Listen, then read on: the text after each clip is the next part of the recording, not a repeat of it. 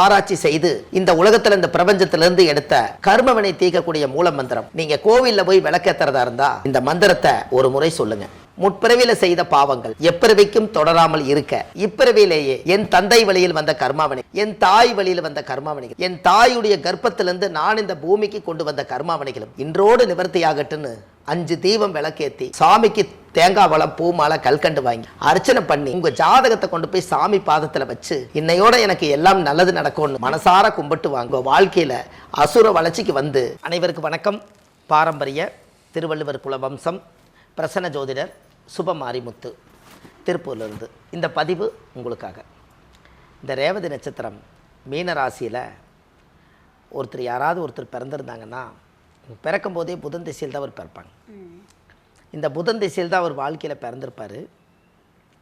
இந்த புதன் திசை அவருடைய வாழ்க்கையில் ஒரு மாற்றத்தை எப்படி கொடுக்குன்னு கேட்டிங்கன்னா, ஜாதக ரீதியாகவே ரேவதி நட்சத்திரம் மீன ராசியில் ஒருத்தர் பிறந்தாச்சுன்னா வாழ்க்கையில் ஒரு பெரிய மாற்றம், அசுர வளர்ச்சி, யோகம் எல்லாமே எப்படி இதில் வந்து சேருதுன்னு கேட்டிங்கன்னா, பிறக்கும்போதே புதன் திசை இருக்கிறனால அந்த குழந்தை பிறக்கும்போதே அறிவாளியாக பிறக்குங்க.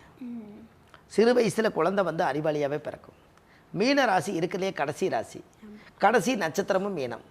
அதனால தான் இந்த மீன ராசியில் யாராவது பிறந்தாங்கன்னா சின்ன வயசில் கஷ்டப்பட்டு வளர்ந்து படிப்பு காலமெல்லாம் முடிஞ்சு இவங்களுக்கு புதன் திசையில் பிறந்து கேது முடிஞ்சு சுக்கிரன் திசை இவங்களுக்கு கரெக்டான வயசில் வருங்க. புதன் திசை 17 வருஷம்னா இந்த புதன் திசை 17 வருஷங்கும் போது 8 16 8 வருஷம் 6 மாதங்கும் போது புதன் திசை இவங்களுக்கு தாயுடைய கர்ப்பத்தில் சென்றது போக நின்றது இருப்பு. இந்த புதன் திசை முடிஞ்சு இந்த 8.5 வருஷத்துக்கு அப்புறம் கேது ஒரு 7 வருஷம், 8 7 15. இந்த 15 வருஷத்துக்கு முன்னாடி அதுக்கு அடுத்தது பார்த்தீங்கன்னா சுக்கிர திசை 20 வருஷம் யோகங்க.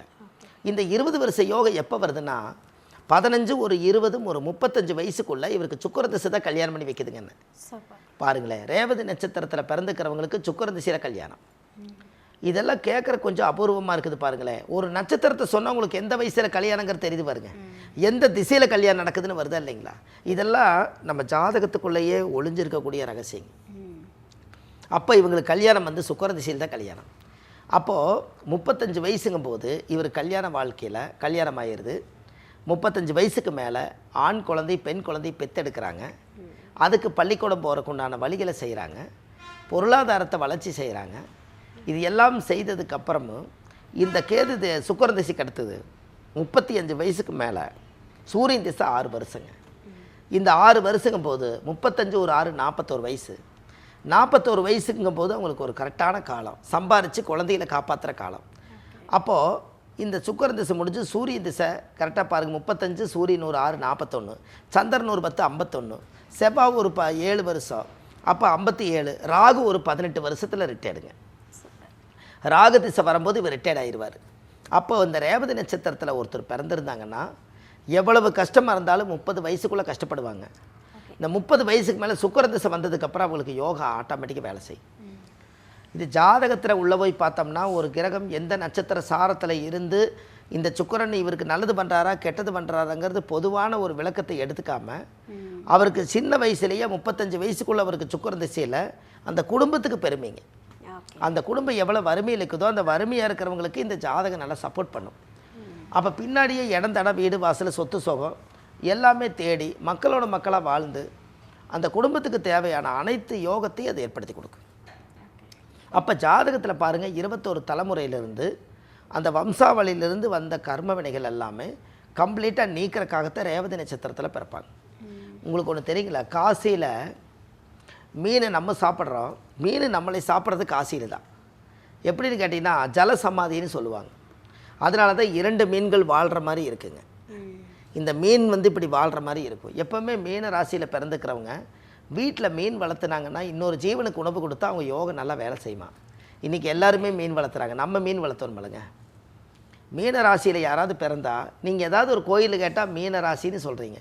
சரி, மீனுக்கு ஒரு தெப்ப குளம் இருக்கும் இல்லைங்களா, நம்ம மீன் வளர்த்தாட்டியும் கூட கோவிலில் இருக்கக்கூடிய தெப்ப குளத்தில் மீன்கள் இருக்கும்.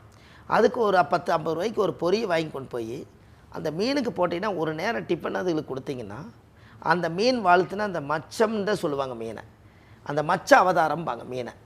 அந்த மச்ச அவதாரம் உங்களை வாழ்த்துமா. அதனால தான் மீன் வந்து மீன் தின்னா கண்ணுக்கு நல்லதுன்னு சொன்னாங்க. அந்த காலத்தில் மீன் சாப்பிட்டா கண்ணுக்கு நல்லதுன்னாங்க. இது எப்படி சொன்னாங்க? இதை வச்சுங்க, மீன் குஞ்சு பொரிக்கிறத பார்த்துருக்கீங்களா?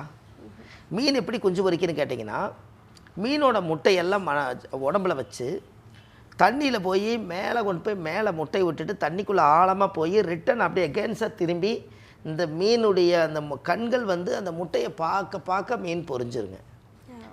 அந்த பார்வையிலேயே அந்த குஞ்சு பொரிச்சிருங்க முட்டைக்கு. அப்போ அதனால தான் மீனோட கண் பார்வை ரொம்ப ஸ்ட்ராங்காக இருக்கிறனால தான் மீன் தின்னா கண்ணுக்கு நல்லதுன்னு சொன்னாங்க. அப்போ மீன் நம்மளுடைய வாழ்க்கையில் நம்மளுடைய பெரிய ஒரு இதுக்கு உங்களை மாதிரி இருக்கிறவங்க, இந்த மாதிரி சில விஷயங்கள் எல்லாத்துக்கும் இருக்கிறவங்க, மீன ராசியில் இருக்கிறவங்க எல்லாத்துக்கும் பார்த்தீங்கன்னா இந்த மீன் வந்து யாராவது வந்து உணவு கொடுத்தாங்கன்னா அவங்க அசுர வளர்ச்சிக்கு வந்துடுவாங்க. அப்போது ஜாதகத்தில் பாருங்கள், அவங்க பிறக்கும்போது மீன ராசியில் பிறந்து குருவோட வீட்டில் பிறந்ததுனால வாழ்க்கையில் என்றைக்காவது ஒரு நாள் இவங்க சொன்னால் 10 பேர் கேட்பாங்க. அந்த பவருக்கு நீங்கள் வந்துடுவீங்க, யாராக இருந்தாலும் வந்துடுவாங்கன்னு. மீன ராசி என்பது குருவோட ராசி. ஆசிரியராக போனவங்க நிறைய பேர் இருக்காங்க, பாடம் சொல்லி கொடுக்குறவங்க நிறைய பேர் இருக்காங்க. ரெண்டாவது அதைய எடுத்து ஒருத்தருக்கு புத்தி சொல்கிறதுல இதாக இருக்கிறாங்க, கவுன்சிலிங் இருக்கிறவங்க நிறைய பேர் இருக்காங்க. இந்த ரேவதி நட்சத்திரம் மீன ராசியில் பிறந்துக்கிறவங்க ஆடிட்டிங் படிக்கிறது ஒரு பெரிய சிறப்பு. எழுத்து பத்திரம் டாக்குமெண்ட் எல்லாம் எழுதுகிறவங்க எல்லாமே புதனோட கண்ட்ரோலு. இது எல்லாமே பாருங்கள் மக்களாக பார்த்தீங்கன்னா வாழ்ந்ததில் இந்த ஒரு அர்த்தத்தை அந்த ஜாதகத்தில் பலப்படுத்தி. அப்போ இதெல்லாமே அந்த மீன ராசி ரேவதி நட்சத்திரம் தான். இந்த ரேவதி நட்சத்திரத்தில் ஒருத்தர் பிறந்தாச்சுன்னா அவங்க வாழ்க்கையில் அடுத்தடுத்த லெவலுக்கு போகிறதுக்கு நம்மளுடைய அந்த கர்மாவை சரி பண்ணுறதுக்காக எல்லா யோகத்தையும் ஏற்படுத்துவாங்க. அப்போ குடும்பத்துக்குள்ளே பாருங்கள் ஒரு பெரிய பெரிய மாற்றங்கள் உருவாயிரும். முன்னோர்களுடைய ஆசீர்வாதம் வாங்கின நட்சத்திரம் ரேவதி. 27 நட்சத்திரத்தில் கடைசி நட்சத்திரம் தான் ரேவதி. இவங்க கிட்ட தானே கஷ்டம் அதிகமாக இருக்குதுன்னு சொன்னேன் இல்லைங்களா? இந்த கஷ்டத்தை வந்து அவங்ககிட்ட வெளியே சொல்ல முடியாமல் மனசுக்குள்ளே வச்சுருப்பாங்க. இவங்ககிட்ட ஒரு பெரிய விஷயம் என்னென்னா, அஸ்திவாரம் தான் புதனுடைய ரேவதி நட்சத்திரங்க. மேலே இப்போ நீங்கள் ஒரு அப்பார்ட்மெண்ட் வந்து 1 2 3 4 5ன்னு அப்படியே கொண்டு வருவீங்க இல்லையா? 27 நட்சத்திரத்தை தலகளாக போட்டிங்கன்னா ரேவதி நட்சத்திரம் வந்து ஃபவுண்டேஷனாக மாறிடும். அப்போ எல்லா பில்டிங்கும் சுமக்கிறது எதுன்னா ரேவதி தான். அதனால தான் அத்தனை சுமையும் இது வாங்கிக்கும். பாருங்கள், ஆறு குளம் ஏரி எல்லா பக்கம் தண்ணி பூந்து எல்லாம் போய் கடைசியில் எல்லா தண்ணியும் ஊரில் எல்லா மழையும் போய் கடைசியில் போய் சேர்கிற இடம் எதுங்க? சமுத்திரம், கடல். அப்போ எல்லா பிரச்சனையும் சேகரித்து வைக்கிற இடம் கடைசியில் புதனுடைய நட்சத்திரம் ரேவதி. மீன ராசியில் தான் மீன்களும் அதுக்குள்ளே வாழ வைக்குது. கடல் ராசி வந்து மீன ராசி. அவங்க கடல் கடந்து வாழ்க்கையில் ஒரு முறை போயிட்டு வந்து அவங்க பெரிய ஆளாயிருவாங்களாம். அதனால தான் கடல் ராசியில் பேர் வச்சாங்க. ஒரு ஃப்ளைட்டு ஏறி ஒரு மலேசியா போகிறாங்க, ஒரு சிங்கப்பூர் போகிறாங்க, ஒரு ஆஸ்திரேலியா போகிறாங்க, ஒரு கனடா போகிறாங்க, ஒரு சென்னைக்கு போகிறாங்க. ஏதோ ஒன்றில் வந்து கடல் கடந்து போயிட்டு வரணுமா. அதை கடல் கடந்து போனால் யோகம்னு அந்த காலத்தை வச்சுக்காத. கடல் ராசி மீனம். மீன ராசியில் பிறந்தவங்க கடலை தொட்டுட்டு வரணுங்களா. அப்போ இதெல்லாம் அந்த காலத்தில் ஐதீகம் இருந்ததுனால தான் அந்த காலத்தில் முன்னோர்கள் இதை வாச்சிருக்காங்க. அப்போ மீன் வளர்த்துறது யோகம், மீனுக்கு உணவு கொடுக்கறது யோகம். ஜாதகத்தில் பெரியாள் ஆகிட்டாங்கன்னா ஒரு குருக்கிட்ட போய் வருஷம் ஆசீர்வாதம் பண்ணணும். யாராவது மீன ராசியில் பிறந்த அது குருவோட ராசியாக இருக்கிறனால ஒரு பாத பூஜை வந்து வாழ்ந்த மகான்கள் யாராவது ஒருத்தர் வயசானவங்க இருப்பாங்க. அவங்களுக்கு வருஷத்துக்கு ஒரு முறை நீங்கள் பாத பூஜை பண்ணி அவங்ககிட்ட ஒரு ஆசீர்வாதம் வாங்கிட்டு வந்தால் அந்த மீன ராசியில் இருக்கக்கூடிய குருவோட ஆசீர்வாதம் ஃபஸ்ட் கிளாஸாக வேலை செய்யுமா. அப்போ இதெல்லாம் பாருங்கள், அந்த காலத்திலே முன்னோர்கள் இதை சொல்லியிருக்காங்களா இல்லைங்களா? அப்போ தெய்வத்துடைய சப்போர்ட்டு உள்ளதுங்க, தெய்வீகமான யோகம் இது எல்லாமே அவங்களுக்கு இருக்குது. வாக்கு பலிதம் இருக்குதுங்க அவங்களுக்கு. அவங்க ஏதாவது ஒரு வயிறு எரிஞ்சு சொல்லிட்டாங்கன்னு அது பழிச்சிருங்க. மீனத்துக்கு அந்த பவர் உண்டுங்க. அதனால தான் நான் மீனுக்கு வந்து சரி மீன் பேசுறது காது கேட்குதா? கேட்காது. மீன் இது வரைக்கும் பேசுனதே இல்லைங்களே. இல்லைங்கம்மா, மீன் பேசாது. மீன் கண்ணீர் வடிக்கிறது தண்ணீருக்கு தெரியாது. அப்போ அது கிட்டக்கிறது ஒரே ஒரு ஆயுதம், அது நினச்சாலே போதும். ப்ளஸ்ஸு நினச்சா ப்ளஸ்ஸு, மைனஸ் நினச்சா மைனஸ். அப்போ மீன ராசிக்கார பாதுகாப்பாக வச்சுருக்கணுமல்ல இல்லைங்களா? நீங்கள் மீனே வளர்த்துனாலும் கூட ஒரு நேரம் அது பட்டினி போட்டிங்கன்னா அதுக்கு ஒரு சாபத்து ஆளாயிடக்கூடாதுல்ல. இப்போ இதெல்லாம் பார்த்து கரெக்டாக வளர்த்துரும். அப்போ ஜாதகத்தில் வந்து அந்த முன்னோர்களுடைய ஆசீர்வாதம் வாங்கின ஒரே நட்சத்திரம் அந்த புதன். இந்த புதனுடைய திசையில் யாராவது ஒருத்தர் பிறந்திருந்தாங்கன்னா, அதாவது வந்து அர்த்தநாரீஸ்வரர் கோயிலுங்க, ஆண் பாதி பெண் பாதி, சத்தியம் சிவனும் ஒன்றா இருக்கிற மாதிரி ஆண் பாதி பெண் பாதி அர்த்தநாரீஸ்வரர். இந்த அர்த்தநாரீஸ்வரர் கோயிலுக்கு போய் வாழ்க்கையில் ஒரு முறை அவங்க சாமி கும்பிட்டு வந்தால் அவங்க வாழ்க்கை ரொம்ப நல்லாயிருக்கும். இதெல்லாமே நீங்கள் கண்டிப்பாக போயிட்டு வாங்க. ஜாதகத்தில் அந்த பவர் ரொம்ப அதிகமாக இருக்குது. அடுத்தடுத்து நம்ம பெரிய லெவலில் போகிறதுக்கு அர்த்தநாரீஸ்வரர் கும்பிட்டு வாங்க. இந்த மீன ராசியில் ரேவதி நட்சத்திரத்தில் பிறந்துக்கிறவங்களுக்கு கோயில் உங்களுக்கு கொடுக்குறேன். அந்த கோயிலுக்கு அவங்க போயிட்டு வந்தாங்கன்னா அந்த கோயில் போயிட்டு வந்ததுக்கப்புறம் வாழ்க்கையில் அசுர வளர்ச்சியாக இருப்பாங்க. சரிங்களா ஐயா? சரிங்க, சூப்பர் ஐயா. அதாவது எப்படி உங்களுக்கு சொல்கிறதுனே தெரியல. சரி, இது வரைக்கும் யாரும் சொல்லாத சரி எண்ணற்ற பல விஷயங்களை சரி வாழ்வியலோட ஒத்து போகிற அளவுக்கும் சாதாரண பாமர மக்களுக்கு திசைன்னு சொன்னால் நிறைய விஷயங்கள் இருக்குது, கிரகங்கள் அப்படின்னு சொல்லி பேசினா அவ்வளோ ஈஸியாக புரியாது.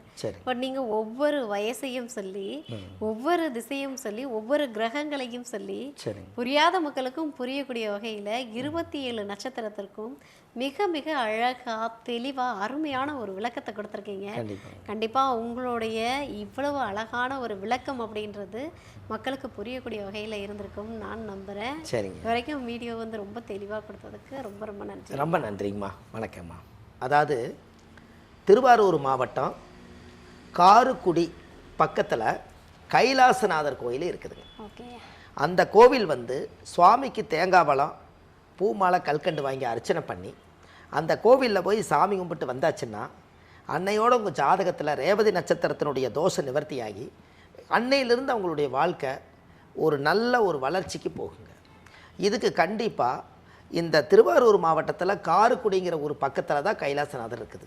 இந்த கோவிலுக்கு ஜாதகத்தை நீங்கள் எடுத்துகிட்டு போய் வச்சு ஒரு முறை நீங்கள் பூஜை பண்ணிட்டு வந்தால் முற்பிறவியில் செய்த பாவங்கள் எப்பிறவிக்கும் தொடராமல் இருக்க இப்பிறவியிலேயே என் தந்தை வழியில் வந்த கர்மாவினைகளும் என் தாய் வழியில் வந்த கர்மாவினைகளும் தாயுடைய கர்ப்பத்திலேருந்து நான் இந்த பூமிக்கு கொண்டு வந்த கர்மாவினைகளும் இன்றோடு நிவர்த்தியாகட்டுன்னு தீபம் ஏற்றுங்க. உங்கள் ஜென்ம நட்சத்திர தோசை அன்றோடு நிவர்த்தியாகி உங்கள் தாய் தந்தையும் முன்னோர்களுடைய ஆசீர்வாதம் என்னைக்கு நிறைவாக உங்களுக்கு இருக்கும். இதை செய்யுங்க, நல்லதே நடக்கும்.